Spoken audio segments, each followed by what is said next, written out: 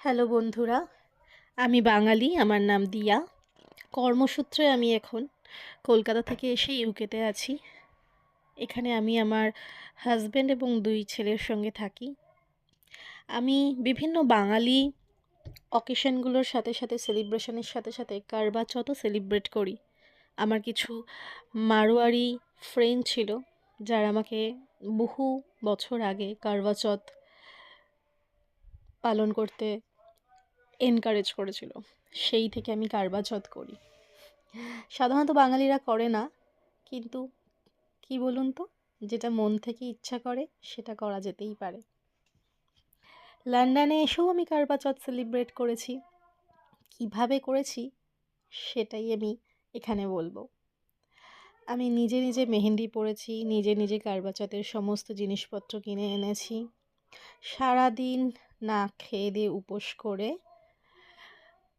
লুচি, আলুর দম, ছোলার ডাল, মিক্সড ফ্রাইড রাইস বানিয়েছি। কারবা চৌথেও একটু বাঙালি টাচ। তারপরে চাঁদ দেখে নিজের হাজবেন্ডকে দেখেছি। যদিও চাঁদ এই বছর লন্ডনে অনেক দেরিতে এসেছিল, 10টা 20-তে। বাট বলে না, ইন্তেজার কা ফল মিঠা হতা হ্যায়। ভালো লেগেছে। কারবা চৌথ সেলিব্রেশনটা আমার খুব মিষ্টি হলেও খুব সুন্দরভাবে হয়ে গেছে। হুম, একটা ছোট্টখাট্টো ডেটও আমি ঘরের খাবার দিয়েই নিজের রুমের মধ্যেই অ্যারেঞ্জ করেছিলাম। দুজনে মিলে এইভাবেই ছোট্টভাবে কারবা চৌথ সেলিব্রেট করেছি।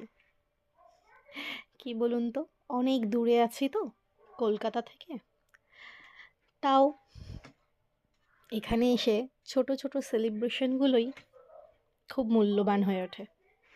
Thank you.